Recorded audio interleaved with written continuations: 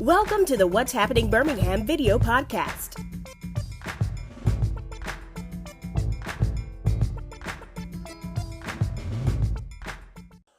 Hello everyone, this is Jarvis S. Scott with What's Happening Birmingham. Today I have the honor and pleasure of welcome back my good friend Gary Burley. Gary, thank you for coming back on the podcast again. Well, let me thank you for the first time and thank you for this time. I really appreciate it because it helped. All right, well, the reason I want to bring Gary back is he has some good news to share with us. So I'm going to let Gary break the ice.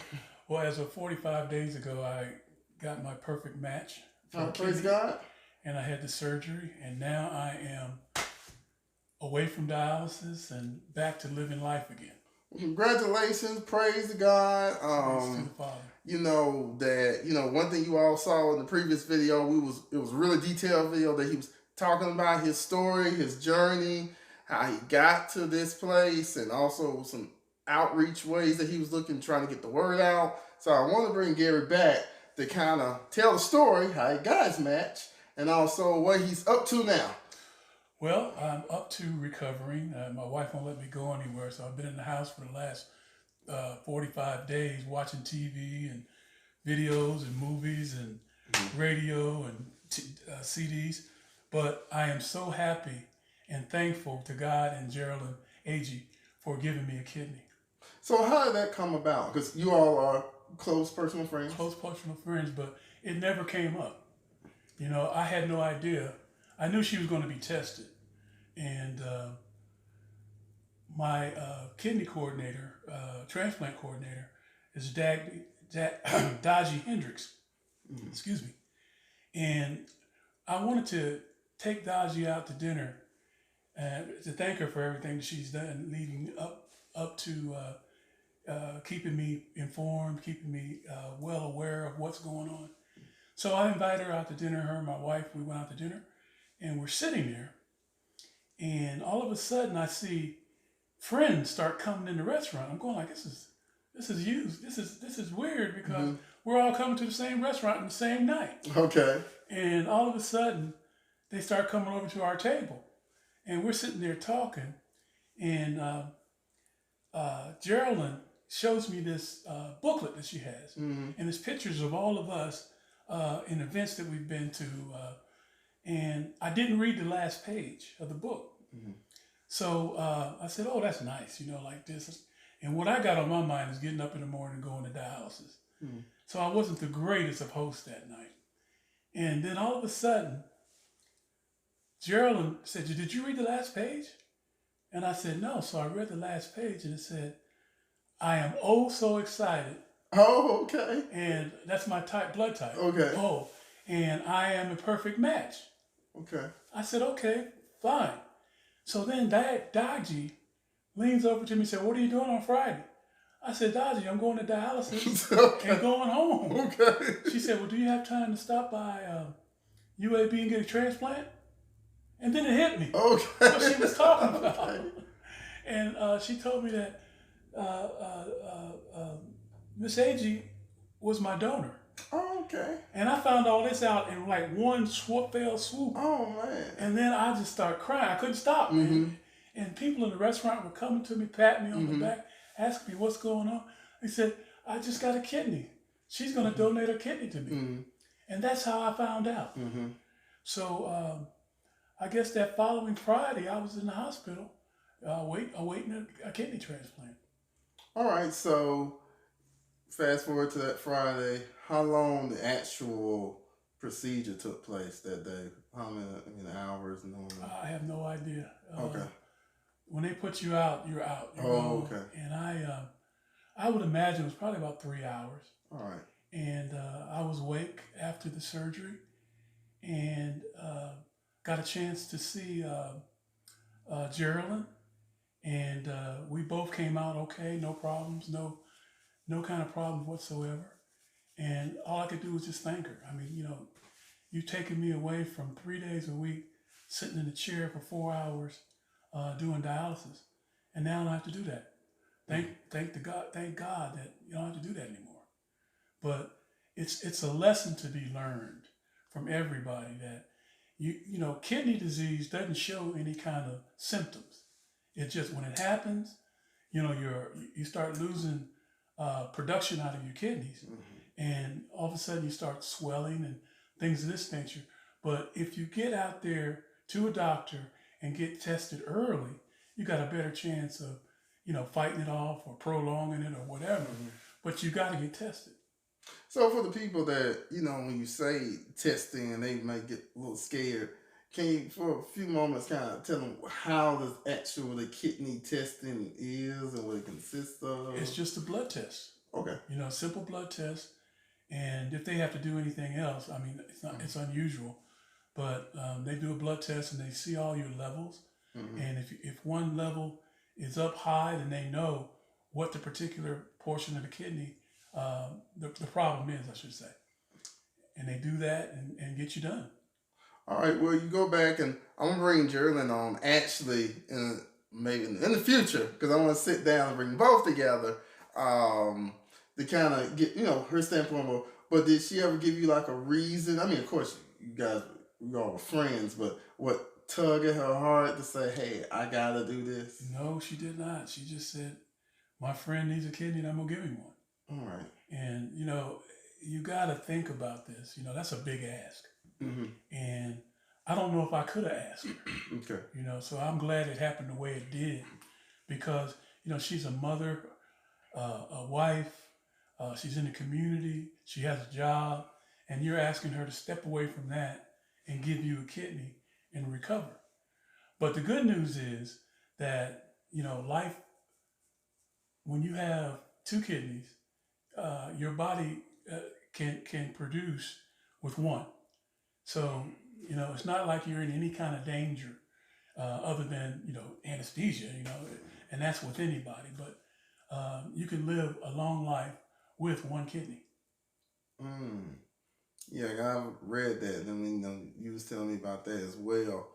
So this whole process, how long has it been typically? It's been exactly 45 days since surgery. Since surgery, but the overall that you was seeking a transplant. Oh, I was in dialysis for 3 years. Okay. But there's some people that have been on for 25 years and still haven't gotten a kidney, and that's why it's so important that, number one, our listening audience should consider being a donor, and if you can't do that, share messages about kidney donation, and if you have a deceased relative or something like that, consider giving that deceased kidney, because once it's buried, it's not going to do anything. But if you give it to somebody, it's going to extend their life.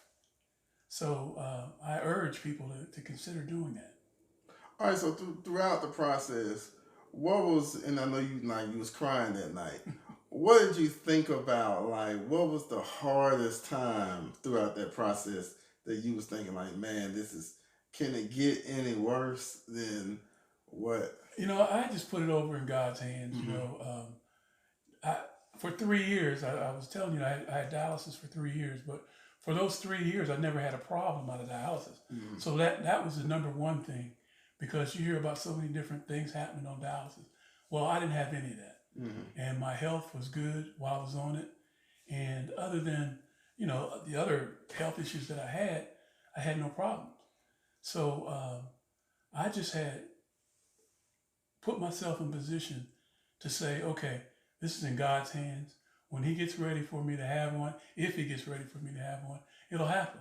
So right now, I just focus on going to dialysis, eating right, and not letting myself get big and out of shape and that type of thing. And that's what I focused on. And then when I wasn't expecting it, I got that call. And that was just amazing. All right. Was there any part of the process that you ever like some people say, I'm at peace, whatever the Lord may be, if I didn't find a donor, that, Lord, I tried all I can to do what I can? I can't say that all I said was, I got on my knees and I prayed every night, and I asked God to find me a donor, get me a donor. And that's the way I leave it. Once you tell him that, then he's the God of all gods, and he's not going to let us suffer in any kind of way. So you turn it over to him, you pray, you turn it over to him, and you wait. You just have patience. And I got the patience of Job. You know, I knew somehow, some way that this was going to happen for me. I just didn't know when. Mm-hmm. And you don't think about, you drive yourself crazy if you think about when you're going to get it, when it's going to happen, this and that, this and that. Mm-hmm. What you got to do is get out there and market yourself. You know, you got to do the social media like you do.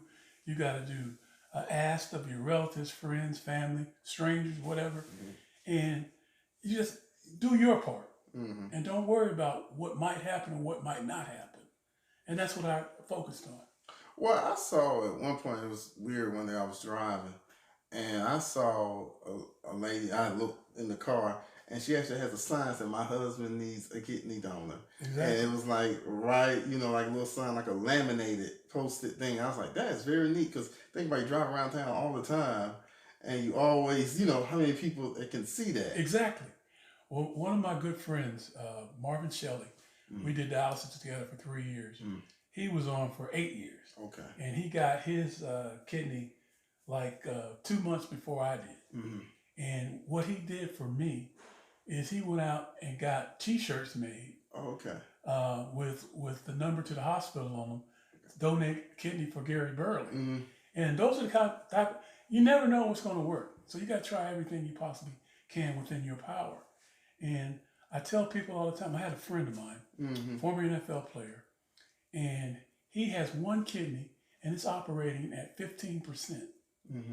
And I tell him, I said, man, you got to go and talk to somebody about dialysis because that's your next step. He says, oh no, my doctor told me that all my numbers are good. I said, your numbers, 15% is not good. Yeah. You know, your kidney has got to clean your whole body. And it's been used to doing that at 100% with 2 kidneys. Yeah. So what is it going to do at 15% with 1 kidney? So I said, start marketing yourself. And I showed him how to do it. And now he's doing that. And he's on the list. But I told him, by being on the list doesn't mean the kidney's going to drop out of the sky. Oh, yes. You know, there's 100,000 other people out here that are waiting for a kidney. So now he's marketing himself. He's getting out and asking. He's doing social media. He's doing everything you got to do. So, like I tell him, just focus on doing what you can do, and the kidney will come if it's meant to be. Like one of the things, you know, before we went on camera, I asked, I said, well, did you originally say, hey, I'm going to come out with this marketing plan to promote? But the way you told me, it kind of unfolded as the process was going on. It did. And, you know, after talking to a lot of people that had gotten kidneys before, and doctors and people of this nature, they were telling me some of the things that you could do. And I said, okay, well, I'm pretty much on social media. I know how to do a video. I know how to do this and that. So why don't I just focus on that, put it together, and get it out there? And we had over 55 potential donors. Okay. You know, and that came because of friends, of course, and family, but it also came from the marketing side of it. So what's your next plans? My next plans... I got so many, but my wife won't let me do anything until I'm completely healed. But I've been working with UAB, and I want to do an awareness campaign with them. We're doing a celebrity golf tournament to raise funding for the transplant centers. And I want to get as many people as possible involved in doing this and telling their story on camera or on social media, what have you. And keep other people motivated, because this is one of the things when you're doing dialysis and you need a kidney and you're sick and you're ill, you can get down on yourself and give up. And I don't want anybody to give up, because it can happen. I'm living proof that it can happen. And I tell my story, and some people want to hear it, some people don't. But the people that want to get well again and get a kidney, listen. And they do it because I've been through it. I've been through cancer. I've been through kidney. I've been through losing kidneys. I mean, you know, the whole 9 yards. There's not a question about those 3 things that I can't answer. And I want to share that with everybody, because, you know, you can't sit around being sorry for yourself. You got to get out there. If you got the energy, you got to get out there and get your word out. All right, so what's the phone number if they, somebody's watching this video and they want to donate a kidney or want to, contact UAB, or we'll have it also on the Okay, screen. I got it in my phone. Yeah, I can find it. Yeah, so I'm gonna put the number on the screen like last time. Okay. And everything, but one other thing I want to ask too, before we close out, what would you say to somebody right now that's probably, watching this video? Two things. One, that may be thinking about doing this and donating, and also someone that, I can't say in so many words, thinking about donating, and also someone that,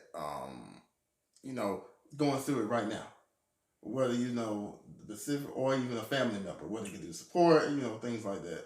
Well, first thing I would say to address that is that you can live the same amount of time with one kidney as you can with two. Mm-hmm. Okay.